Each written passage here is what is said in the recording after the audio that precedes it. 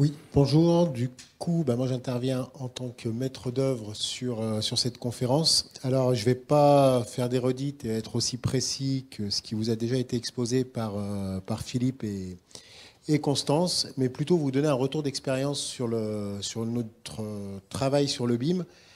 Parce que vous, entrepreneur, vous allez forcément y venir. Si nous, on est en train d'y passer, vous êtes forcément derrière et vous allez devoir vous y confronter. Moi, personnellement, j'étais pas très présent, pas très chaud pour passer en BIM, mais on se fait rattraper forcément sur certains projets où on est obligé de répondre sur ses compétences BIM. Et je rejoins d'ailleurs Philippe là-dessus, où nous, on n'est pas BIM manager et on n'a pas à l'être. Il y a des personnes qui sont compétentes là-dessus, nous, on fait notre boulot, et les BIM managers peuvent suivre derrière et mettre tout ça en musique pour que le projet puisse vivre tout au long du chantier, mais surtout après, sur les 50 années d'exploitation qu'on a derrière. Nous, on est une agence d'une dizaine de personnes sur Lyon. On intervient sur le logement en grande partie, 60%, et après sur du bâtiment public, que ce soit des hôpitaux, casernes de pompiers, EHPAD, et j'en passe, bureaux. Bref, différents éléments. Bon voilà, groupe scolaire également, où il y a un petit intérêt, je vous en parlerai tout à l'heure. Euh, Nous, on travaille depuis l'école finalement, depuis plus de 20 ans en 3D, via les logiciels, que ce soit Allplan, que ce soit Archicad ou autre. On a fait ce choix-là à l'école parce qu'on nous y a guidés. On a besoin de visualiser en 3D ce qu'on crée. On a besoin de communiquer sur nos 3D. Et là, on parle de maquette 3D. On ne parle pas de BIM. On parle vraiment d'un projet qui est lié au plan sur ces 3 dimensions, qui nous permet de générer les coupes, les façades assez rapidement, mais surtout de voir et de vérifier ce qu'on crée au fur et à mesure de la conception. On travaillait au début de la création de l'agence sur Archicad, on continue encore aujourd'hui, mais initialement on faisait tout sur Archicad. On montait notre maquette en 3D, on faisait nos recherches architecturales en 3D, et on s'est rendu compte, à juste titre, que c'était trop lourd en gestion. Donc, parce qu'il faut paramétrer pas mal de choses, sans même parler de BIM, hein, vraiment en parlant de 3D, pour pouvoir rentrer tous les volumes qu'on a là, les retravailler si on veut faire un retrait, si on veut faire une couvertine, si on veut faire un appui de fenêtre, différents éléments. On est revenu un petit peu en arrière là-dessus et on se sert plus de SketchUp, qui est un logiciel que tout le monde doit plus ou moins connaître ou avoir entendu parler, qui est gratuit ou presque, en parallèle d'Archicad ou d'autres types de logiciels. Finalement, on revient à du SketchUp basique pour faire une maquette 3D et on se sert d'Archicad, je caricature un petit peu, presque comme un AutoCAD basique, où on est en 2D pour monter plan, coupe façade et faire nos pièces de rendu pour les maîtres d'ouvrage. Ça a un intérêt d'être beaucoup plus souple que les logiciels et de nous permettre vraiment de travailler sur notre métier de création et de recherche formelle et urbaine dont on a besoin au quotidien. Au-delà de ça, quand on rentre après sur des missions de maîtrise d'œuvre, on est sur le chantier avec les partenaires, on a besoin de communiquer avec les entreprises. Et là, on n'est plus, SketchUp n'est plus suffisant pour rentrer dans le détail. Intervient du coup la maquette encore 3D. On n'est pas encore sur du BIM, mais où on peut, et on le fait systématiquement sur les lancements d'opérations, on fait une première réunion avec les entreprises où on leur présente le projet, on leur présente les enjeux et on leur présente ce sur quoi il faut qu'on puisse travailler ensemble.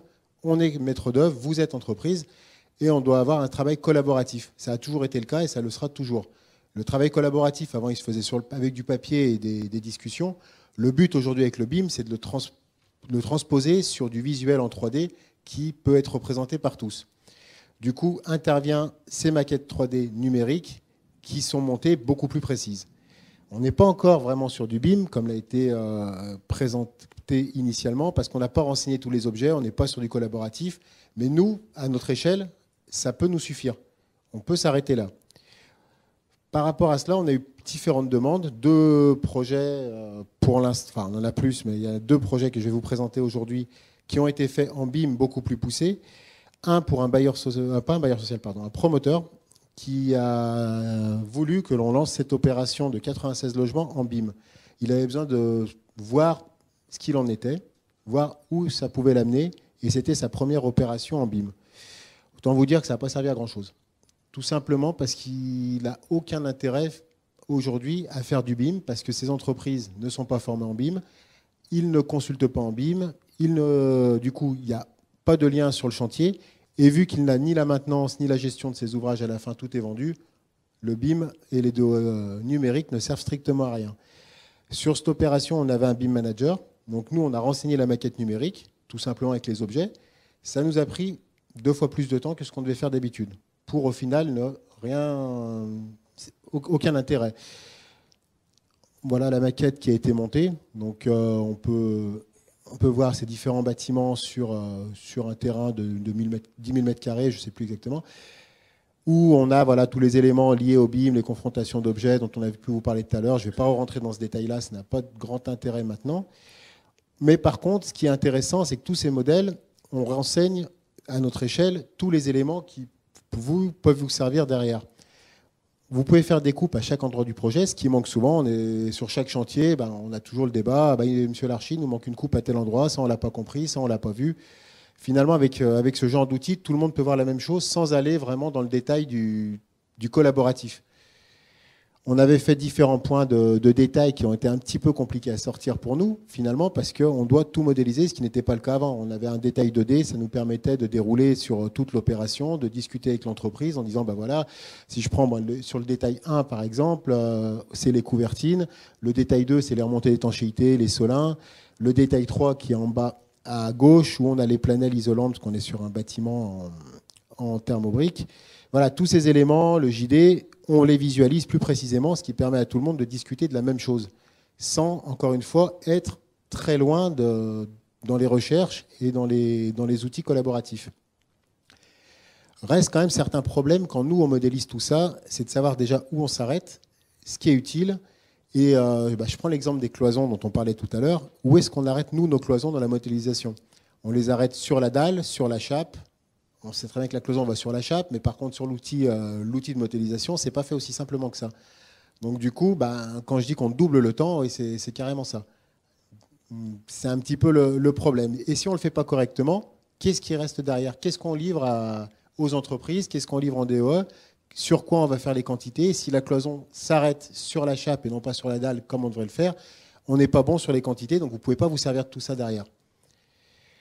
Ça, c'est un deuxième projet qui n'est pas une demande BIM, mais qu'on a travaillé, nous, en 3D, qu'on a livré en 3D aux entreprises, sans être en BIM. Tout le monde a pu s'en servir, et du coup, ça devient du collaboratif de manière plus intéressante. Et notamment sur le gros œuvre. C'est le groupe scolaire qui va être bâti sur la ZAC des Girondins, qui est assez simple formellement, mais assez complexe dans sa réalisation, notamment en termes de gros œuvres, où on a différents éléments de façade, comme vous le voyez ici, assez compliqués à sortir, avec des trames de poteaux, des tympans en biais qui finissent en ogive, et on surmonte ça avec de nouveaux poteaux qui sont dédoublés. Donc c'est pas simple. Plus des nus de façade parce qu'on a un habillage en briques. Autant vous dire que l'entreprise, on était pourtant en conception-réalisation avec Bouygues. Quand il a fallu sortir ça, on nous en parle encore. Et sans maquette numérique, je pense qu'on aurait eu beaucoup de mal. Parce qu'en fait, le projet n'étant pas linéaire de partout, on a plein de points de détail. Et il était impossible qu'avec les façades de sortir tous les plans de coffrage qui ont été réalisés par l'entreprise. Et ça nous a aussi permis d'aller beaucoup plus loin dans le travail des calpinages de banches, des calpinages de joints, pas de joints, pardon, de trous de serrage de banches. Donc l'intérêt, pour nous, on le voit à cet endroit-là, est de vraiment pouvoir travailler avec l'entreprise sur le chantier, sur les souhaits que l'on a. Après, bien évidemment, il y a tout ce qui est DOE dont on a parlé tout à l'heure. Voilà encore quelques visuels pour vous montrer cette complexité et l'intérêt vraiment de cette maquette 3D. Finalement, nous, ce qu'on a à dire là-dessus, c'est qu'on a un gros problème, nous, aujourd'hui, sur les attentes de chacun sur le BIM. Le maître d'ouvrage, et on y est confronté au quotidien, que ce soit des concours, des jurys de concours aussi auxquels on participe, où on nous parle du BIM, on nous demande de faire du BIM, les cahiers des charges sont conséquents, pour à la fin n'avoir strictement aucune utilité de ça. Et du coup, tout le monde s'y perd un petit peu et personne ne sait où il doit aller. Donc, on milite à chaque fois pour qu'il y ait vraiment un AMO BIM qui puisse guider le maître d'ouvrage dans ses choix et savoir où est-ce que chacun a besoin d'aller. Bon, ça c'est un dernier projet qui sort également en BIM. Le maître d'ouvrage ici n'a pas besoin de grand-chose. On est sur du logement finalement. Le BIM là-dessus pour l'exploitation, il est un peu limité. Quand on a rentré la CTA, on sait que les gaines de VMC vont être dévoyées au dernier niveau. On plombe, voilà, tout est dit, il n'y a pas grand-chose. Mais pour l'entreprise et sur le chantier, là, il y a un intérêt. Il y a un intérêt de voir comment on calpine, où sont les négatifs, qu'est-ce qui va être mis en place. Voilà, encore une fois, l'attente n'est pas la même entre le DOE et les éléments de l'entreprise. Le BIM, il est aussi là. Et c'est vraiment ces engagements et ces éléments de départ qui nous paraissent importants. Et bien évidemment, toute la complexité qui va avec. Nous, ça nous ennuie aussi de passer en BIM sans que ce soit complètement nécessaire. On a aussi des livrables qui nous engagent. Quand on fait une maquette BIM, nous, on est engagé derrière sur un élément supplémentaire. Quand on livre un plan, on l'a maîtrisé, on sait ce qu'il y a sur le plan. Quand on livre une maquette BIM, chaque détail est donné sur la maquette. C'est du coup beaucoup plus complexe à mettre en place. Voilà, grosso modo, nous, notre retour d'expérience, c'est qu'effectivement, le BIM a son intérêt, mais vraiment à cibler en fonction des besoins du maître d'ouvrage et des partenaires. L'outil collaboratif qu'on a pu aussi voir au fil du temps sur les différentes opérations, c'est que tous les bureaux d'études aujourd'hui ne peuvent pas jouer le jeu de la même manière sur ces éléments. Tout le monde n'est pas encore formé et on est vraiment aux prémices, mais tout le monde commence à y venir. Et du coup, ces plateformes d'échange dont on a parlé tout à l'heure, IFC et Solidry, ou Solibri, je ne sais plus, pour l'outil du BIM Manager, commencent à prendre de l'importance et on n'a pas d'autre choix que de s'y mettre. Donc je vous invite également à commencer à y réfléchir.